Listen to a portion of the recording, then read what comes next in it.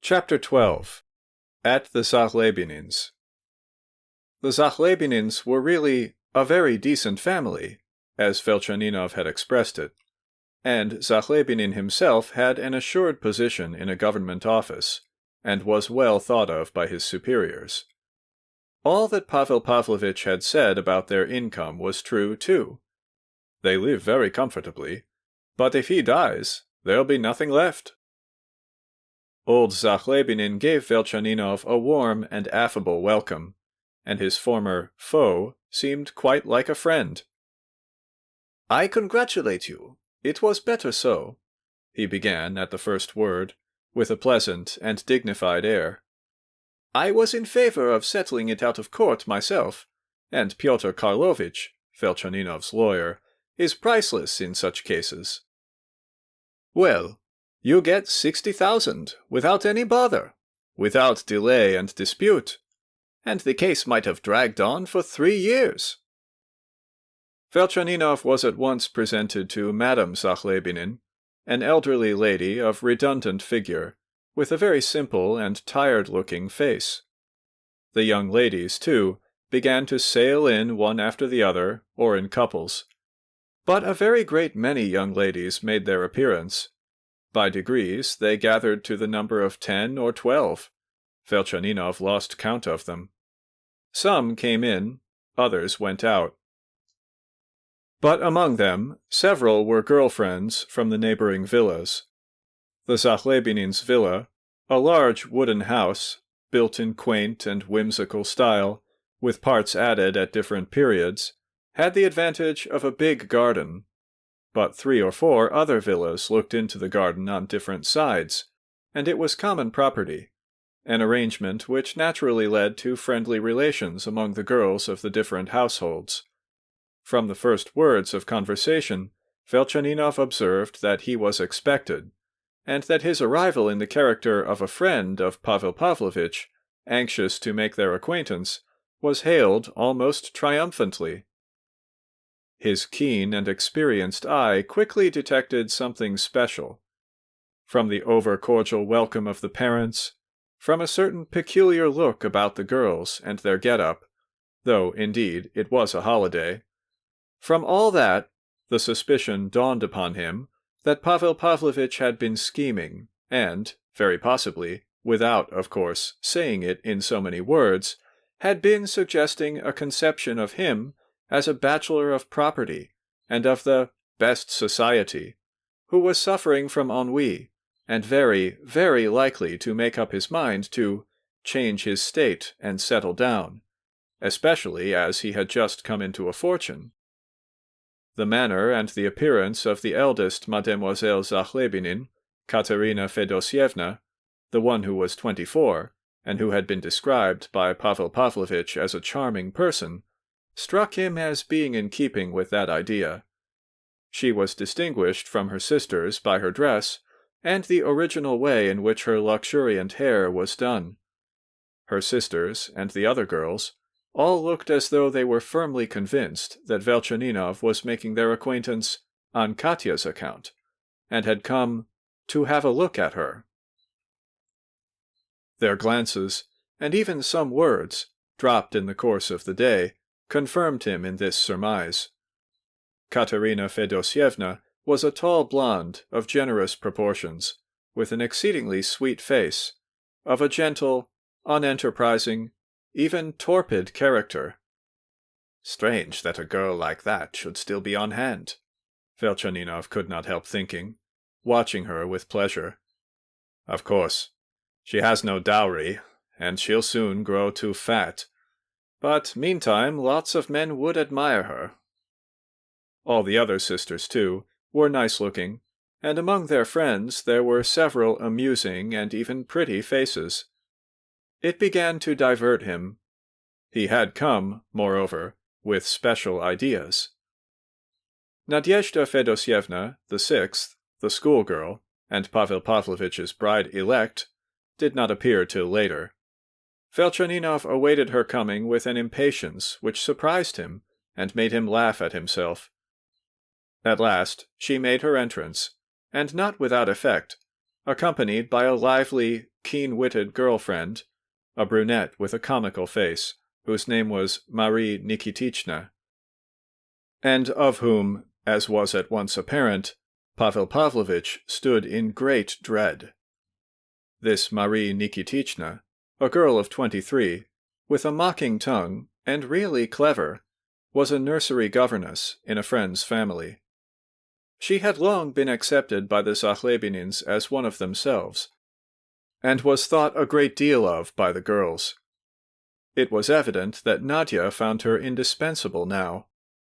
Velchaninov discerned at once that all the girls were antagonistic to Pavel Pavlovitch, even the friends, and 2 minutes after Nadia's arrival he had made up his mind that she detested him.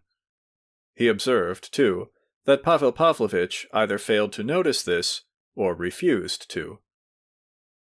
Nadia was unquestionably the handsomest of the lot, a little brunette with a wild, untamed look and the boldness of a nihilist, a roguish imp with blazing eyes, with a charming but often malicious smile, with wonderful lips and teeth, slender and graceful, her face still childlike, but glowing with the dawn of thought. Her age was evident in every step she took, in every word she uttered. It appeared afterwards that Pavel Pavlovitch did see her for the first time with an American leather satchel on her arm, but this time she had not got it. The presentation of the bracelet was a complete failure, and, indeed, made an unpleasant impression.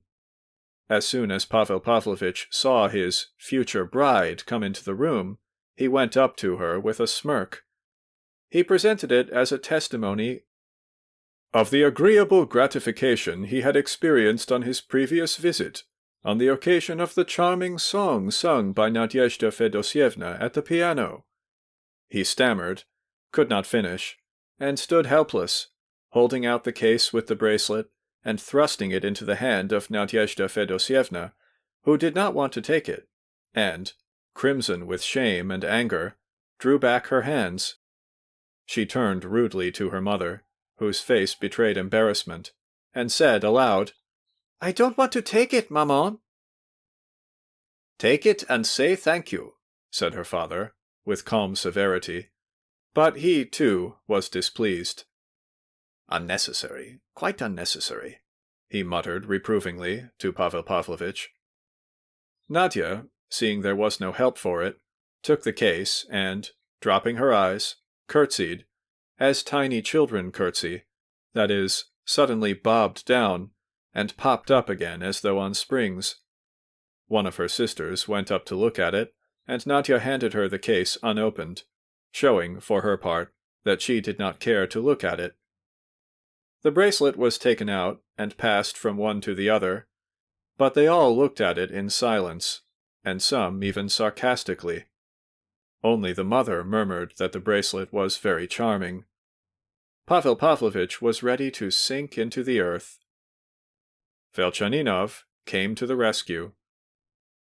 He began talking, loudly and eagerly, about the first thing that occurred to him, and before 5 minutes were over, he had gained the attention of every one in the drawing-room.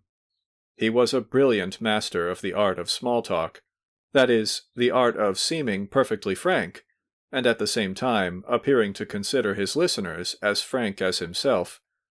He could, with perfect naturalness, appear when necessary to be the most light-hearted and happy of men. He was very clever, too, in slipping in with a witty remark, a jibe, a gay insinuation or amusing pun, always, as it were, accidentally, and as though unconscious of doing it, though the epigram or pun and the whole conversation, perhaps, had been prepared and rehearsed long, long before, and even used on more than one previous occasion. But at the present moment, nature and art were at one. He felt that he was in the mood, and that something was drawing him on. He felt the most absolute confidence in himself, and knew that in a few minutes all these eyes would be turned upon him. All these people would be listening only to him, talking to no one but him, and laughing only at what he said. And, in fact, The laughter soon came. By degrees the others joined in the conversation, and he was exceedingly clever in making other people talk. 3 or 4 voices could be heard at once. The bored and weary face of Madame Zahlebinin was lighted up almost with joy. It was the same with Katerina Fedosyevna, who gazed and listened as though enchanted. Nadia watched him keenly from under her brows. It was evident that she was prejudiced against him. This spurred him on the more. The mischievous Marie Nikitichna succeeded in getting in rather a good thrust at him. She asserted, quite fictitiously, that Pavel Pavlovitch had introduced him as the friend of his boyhood, so putting with obvious intent at least 7 years onto his age. But even the malicious Marie Nikitichna liked him. Pavel Pavlovitch was completely nonplussed. He had, of course, some idea of his friend's abilities, and at first was delighted at his success. He tittered himself and joined in the conversation, but by degrees he seemed to sink into thoughtfulness, and finally into positive dejection, which was clearly apparent in his troubled countenance.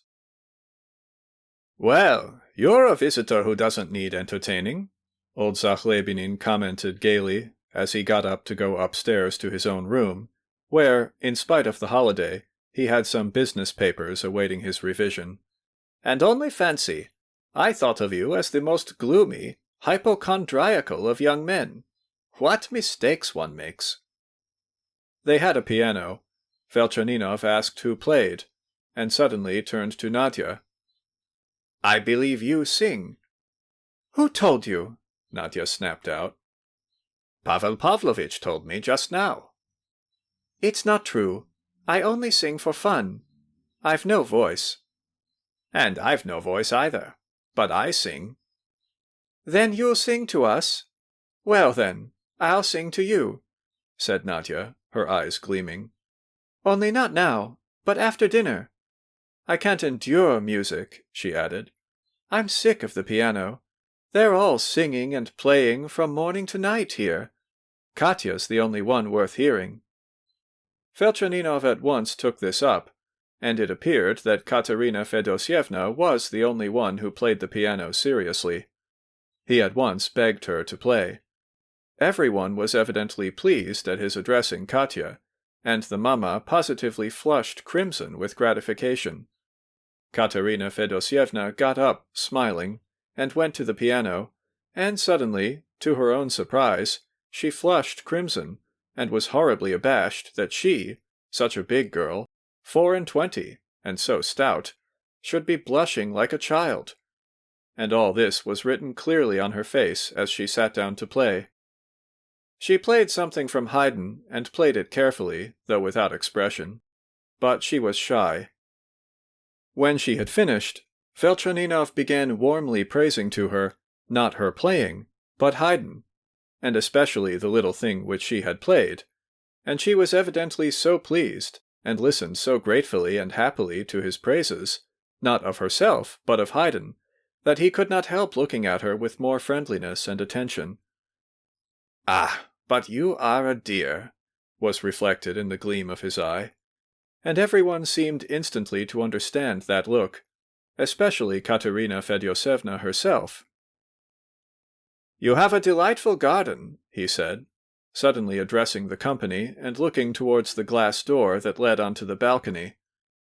"What do you say to our all going into the garden?" "Let us! Let us!" they shrieked joyfully, as though he had guessed the general wish. They walked in the garden till dinner time. Madame Zahlebinin, though she had been longing to have a nap, could not resist going out with them, but wisely sat down to rest on the veranda, where she at once began to doze. In the garden, Velchaninov and the girls got on to still more friendly terms. He noticed that several very young men from the villas joined them. One was a student, and another simply a high school boy. They promptly made a dash each for his girl, and it was evident that they had come on their account. The third, a very morose and disheveled-looking youth of 20, in huge blue spectacles, began, with a frown, whispering hurriedly with Marie Nikitichna and Nadia. He scanned Velchaninov sternly, and seemed to consider it incumbent upon himself to treat him with extraordinary contempt. Some of the girls suggested that they should play games. To Velchaninov's question what games they played, they said all sorts of games, and catch-catch, but in the evening they would play proverbs. That is, all would sit down, and one would go out. The others choose a proverb, for instance, more haste, less speed. And when the one outside is called in, each in turn has to say one sentence to him. One, for instance, must say a sentence in which there is the word more, the second, one in which there is the word haste, and so on, and from their sentences he must guess the proverb. "That must be very amusing," said Velchaninov. "Oh, no, it's awfully boring," cried 2 or 3 voices at once.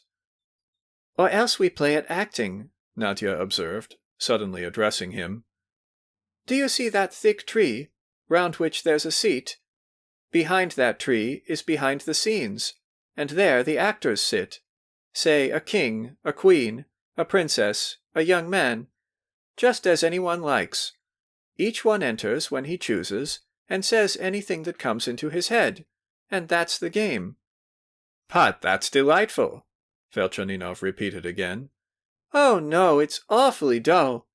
At first it did turn out amusing, but lately it's always been senseless, for no one knows how to end it. Perhaps with you, though, it will be more interesting. We did think you were a friend of Pavel Pavlovitch's, though, but it seems he was only bragging. I'm very glad you have come.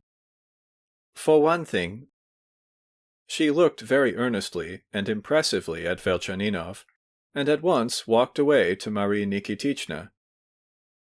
"We are going to play proverbs this evening," one of the girlfriends whom Velchaninov had scarcely noticed before, and with whom he had not exchanged a word, whispered to him confidentially. "They're all going to make fun of Pavel Pavlovitch, and you will too, of course." "Ah, how nice it is that you've come. We were all so dull," observed another girl in a friendly way. She was a red-haired girl with freckles, and a face absurdly flushed from walking and the heat. Goodness knows where she had sprung from. Velchaninov had not noticed her till then. Pavel Pavlovitch's uneasiness grew more and more marked. In the garden, Velchaninov made great friends with Nadia. She no longer looked at him from under her brows as she had at first.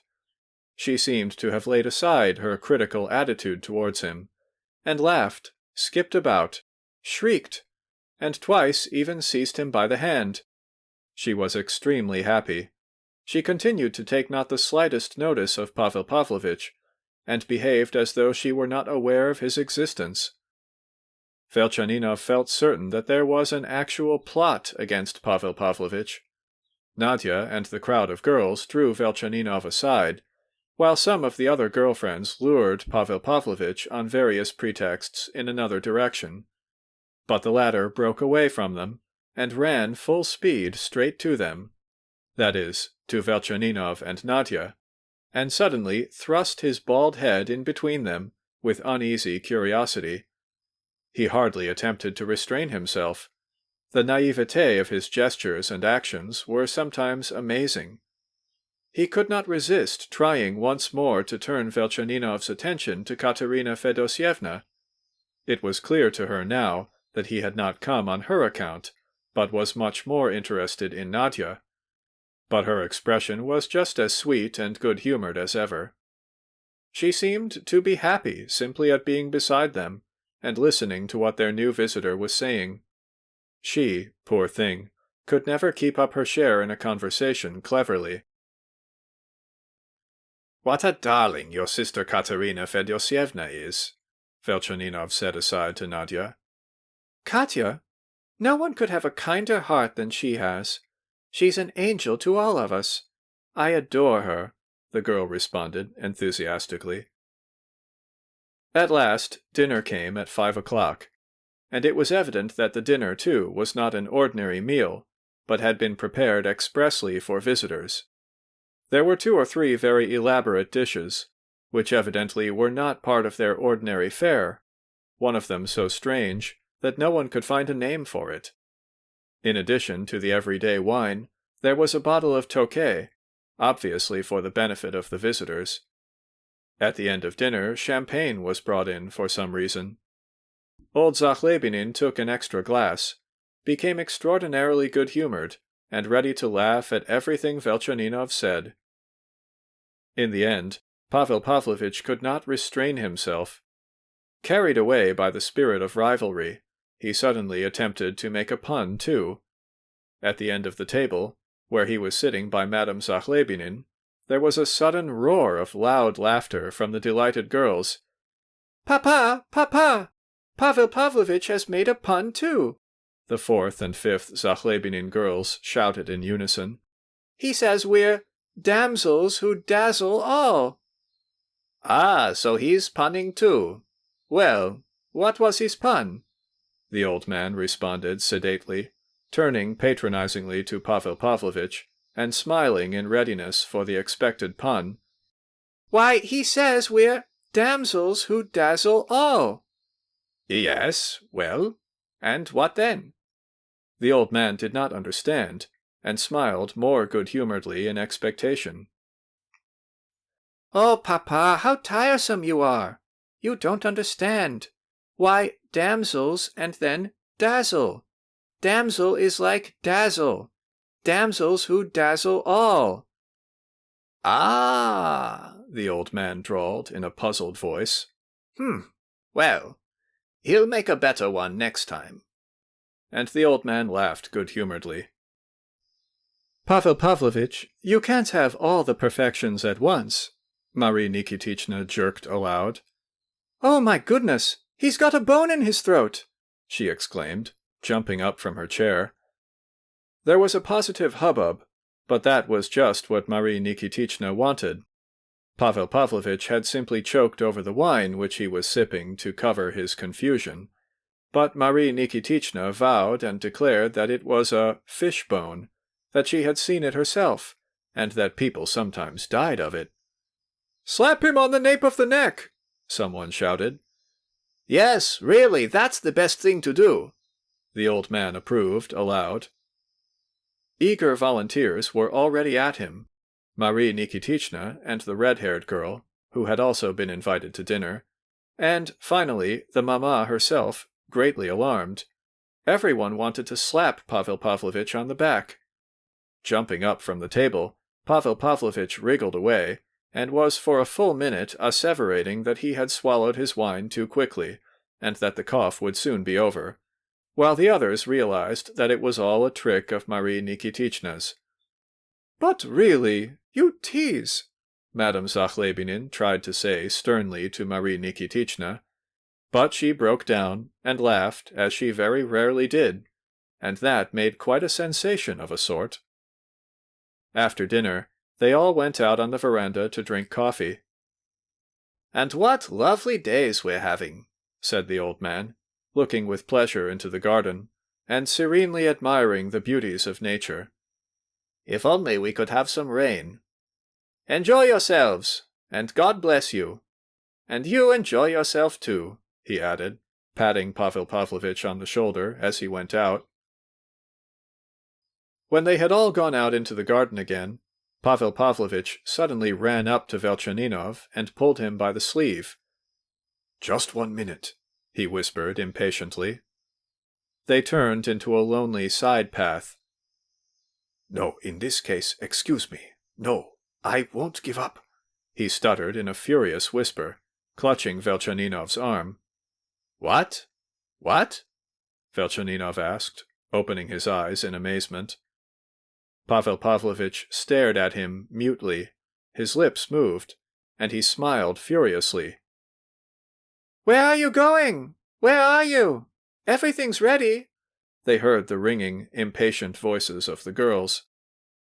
Velchaninov shrugged his shoulders and returned to the rest of the party. Pavel Pavlovitch, too, ran after him.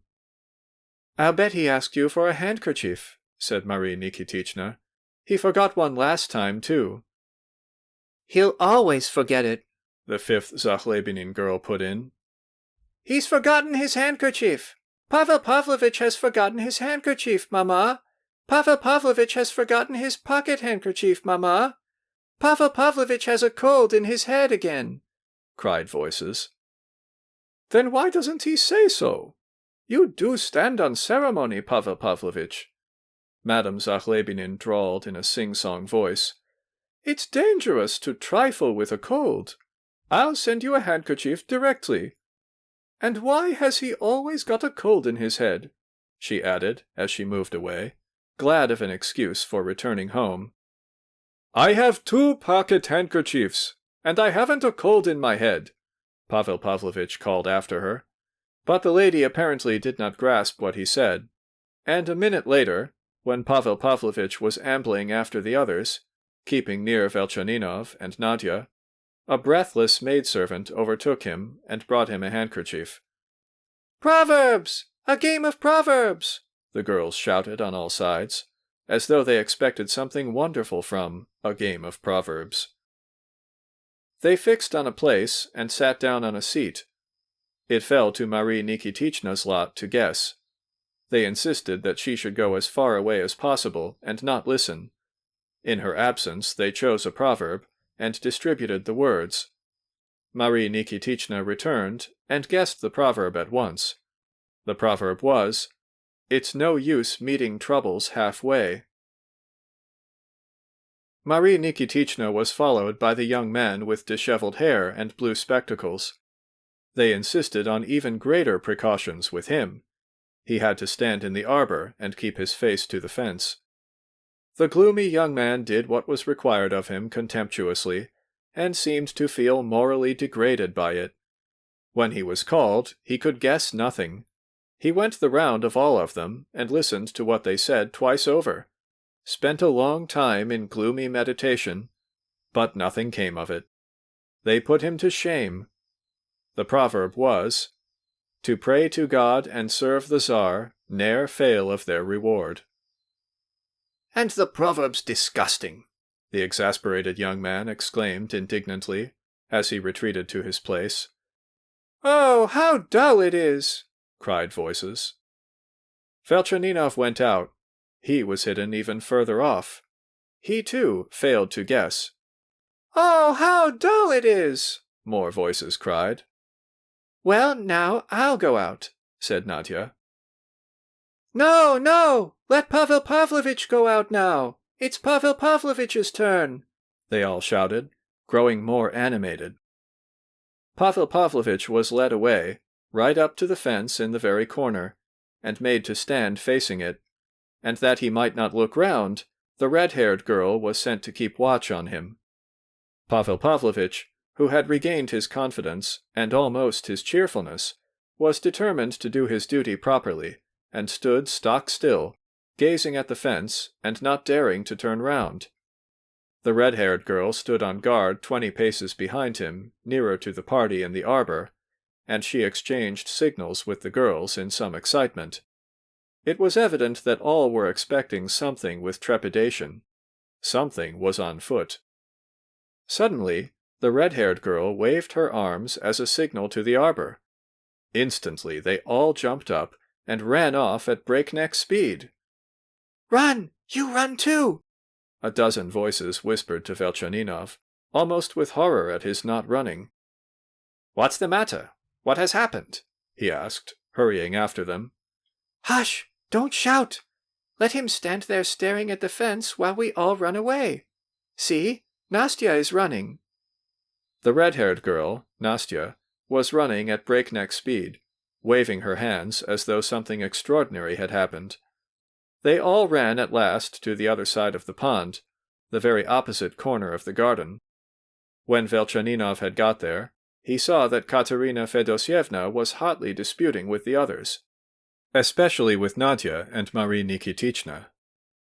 "Katya, darling, don't be angry," said Nadia, kissing her. "Very well, I won't tell Mamma, but I shall go away myself, for it's very horrid. What must he be feeling at the fence there, poor man?"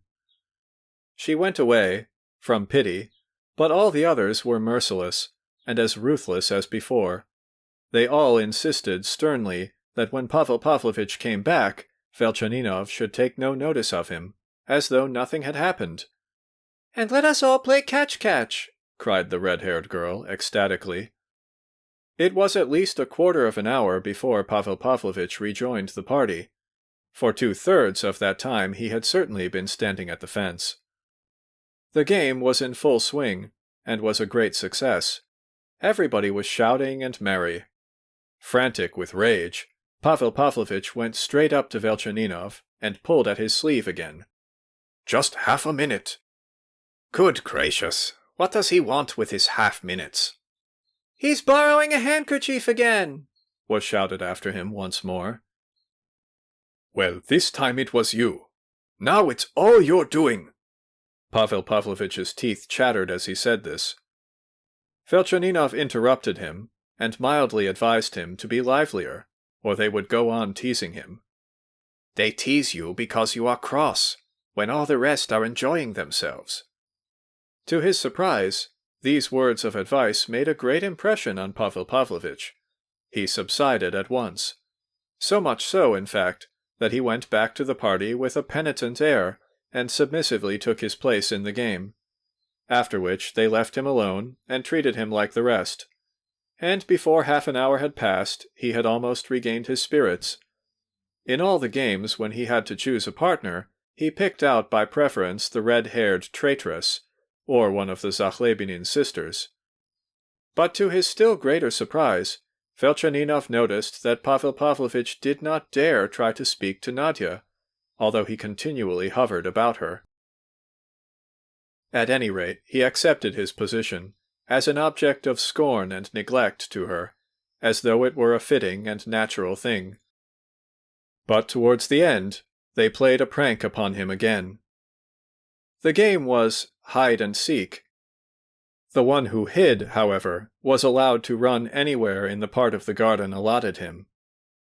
Pavel Pavlovitch, who had succeeded in concealing himself completely in some thick bushes, conceived the idea of running out and making a bolt for the house.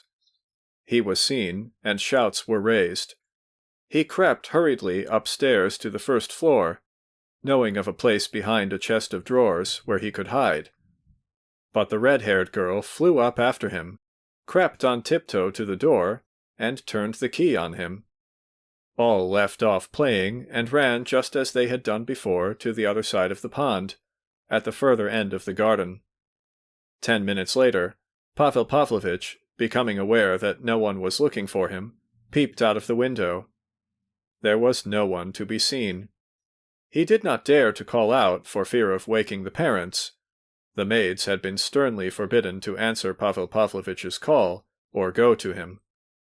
Katerina Fedosyevna might have unlocked him, but, returning to her room and sitting down to dream a little, she had unexpectedly fallen asleep too. And so he stayed there about an hour. At last the girls came, as it were by chance, in 2s or 3s. "Pavel Pavlovitch, why don't you come out to us? Oh, it has been fun. We've been playing at acting. Alexey Ivanovitch has been acting a young man. Pavel Pavlovitch, why don't you come? We want to admire you," others observed as they passed. "Admire what now?" They suddenly heard the voice of Madame Zahlebinin, who had only just woken up and made up her mind to come out into the garden and watch the children's games while waiting for tea. "But here's Pavel Pavlovitch," they told her, pointing to the window where Pavel Pavlovitch's face, pale with anger, looked out with a wry smile. "It's an odd fancy for a man to sit alone when you're all enjoying yourselves," said the mamma, shaking her head. Meanwhile, Nadia had deigned to give Velchaninov an explanation of her words that she was glad he had come for one reason. The explanation took place in a secluded avenue. Marie Nikitichna purposely summoned Velchaninov, who was taking part in some game and was horribly bored, and left him alone in the avenue with Nadia. "I am absolutely convinced," she said boldly, in a rapid patter, that you are not such a great friend of Pavel Pavlovitch's as he boasted you were. I am reckoning on you as the one person who can do me a very great service." She took the case out of her pocket. "I humbly beg you to give this back to him at once, as I shall never speak to him again in my life. You can say so from me, and tell him not to dare to force his company and his presence on me. I'll let him know the rest through other people. Will you be so kind as to do what I want?" "Oh, for mercy's sake, spare me!" Velchaninov almost cried out, waving his hand. "What? Spare you?" Nadia was extraordinarily surprised at his refusal, and she gazed at him round-eyed. The tone she had assumed for the occasion broke down immediately, and she was almost in tears. Velchaninov laughed. "I don't mean that. I should be very glad, but I have my own account to settle with him." "I knew that you were not his friend, and that he was telling lies," Nadia interrupted quickly and passionately. "I'll never marry him, I tell you. Never! I can't understand how he could presume. Only you must give him back his disgusting present, or else what shall I do? I particularly want him to have it back today, the same day, so that his hopes may be crushed. And if he sneaks about it to Papa, he shall see what he gets by it." And from behind the bushes there suddenly emerged the young man in the blue spectacles. "It's your duty to return the bracelet," he blurted out furiously, pouncing on Velchaninov. "If only from respect for the rights of women, that is, if you are capable of rising to the full significance of the question." But before he had time to finish, Nadia tugged at his sleeve with all her might, and drew him away from Velchaninov. "My goodness, how silly you are, Predposilov!" she cried. "Go away, go away, go away, and don't dare to listen. I told you to stand a long way off."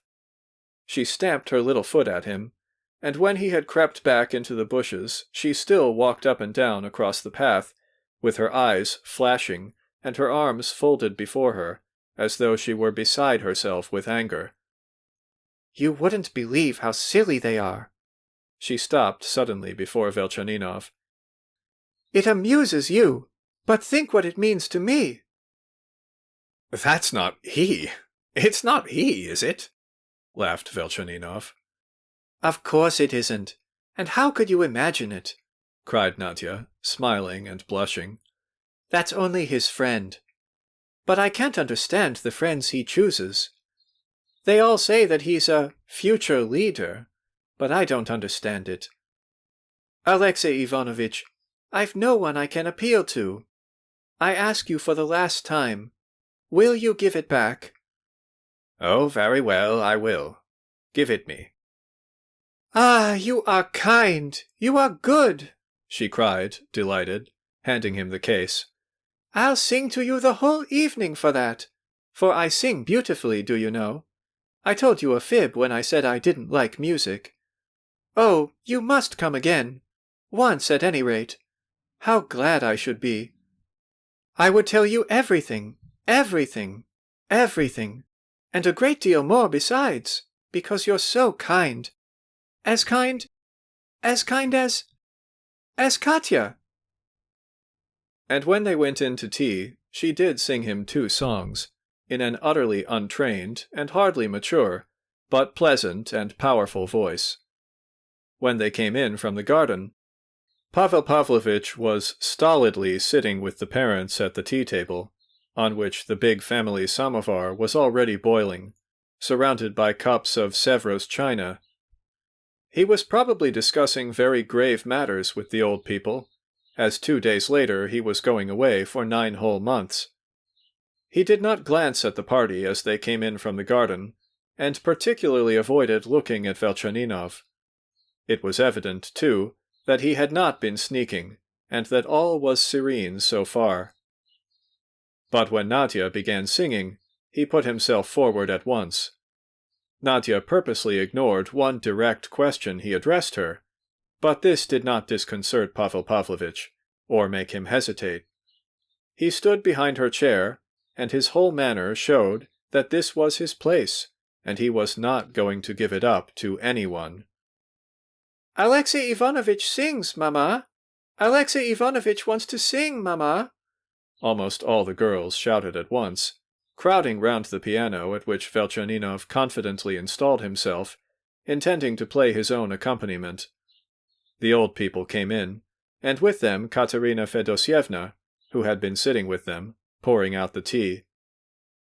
Velchaninov chose a song of Glinka's, now familiar to almost everyone. In the glad hour when from thy lips come murmurs tender as a dove's. He sang it, addressing himself entirely to Nadia, who was standing at his elbow, nearer to him than anyone. His voice had passed its prime, but what was left of it showed that it had once been a fine one. Velchaninov had, 20 years before, when he was a student, the luck to hear that song for the first time sung by Glinka himself, at the house of a friend of the composer's. It was at a literary and artistic bachelor gathering, and Glinka, growing expansive, played and sang his own favorite compositions, among them this song. He, too, had little voice left then, but Velchaninov remembered the great impression made by that song. A drawing-room singer, however skillful, would never have produced such an effect. In that song, the intensity of passion rises, mounting higher and higher at every line, at every word, and, from this very intensity, the least trace of falsity, of exaggeration or unreality, such as passes muster so easily at an opera, would distort and destroy the whole value of it. To sing that slight but exceptional song, it was essential to have truth, essential to have real inspiration, real passion, or complete poetical comprehension of it. Otherwise, the song would not only be a failure, but might even appear unseemly and almost shameless. Without them, it would be impossible to express such intensity of passion without arousing repulsion. But truth and simplicity saved it. Velchaninov remembered that he had made a success with this song on some occasion. He had almost reproduced Glinka's manner of singing. But now, from the first note, from the first line, there was a gleam of inspiration in his singing, which quivered in his voice. At every word, the torrent of feeling was more fervent and more boldly displayed. In the last lines, the cry of passion is heard, and when, with blazing eyes, Velchaninov addressed the last words of the song to Nadia, "Grown bolder, in thine eyes I gaze. Draw close my lips, can hear no more. I long to kiss thee, kiss thee, kiss thee. I long to kiss thee, kiss thee, kiss thee." She trembled, almost with alarm, and even stepped back. The color rushed into her cheeks, and at the same time Velchaninov seemed to catch a glimpse of something responsive in her abashed and almost dismayed little face. The faces of all the audience betrayed their enchantment, and also their amazement. All seemed to feel that it was disgraceful and impossible to sing like that. And yet, at the same time, all their faces were flushed, and all their eyes glowed, and seemed to be expecting something more. Among those faces, Velchaninov had a vision especially of the face of Katerina Fedosyevna, which looked almost beautiful.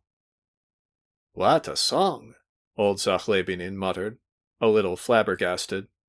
"But isn't it too strong?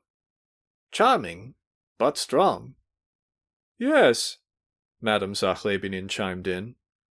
But Pavel Pavlovitch would not let her go on. He dashed forward suddenly, like one possessed, so far forgetting himself as to seize Nadia by the arm and pull her away from Velchaninov. He skipped up to him, gazed at him with a desperate face and quivering lips that moved without uttering a sound. "Half a minute," he uttered faintly at last.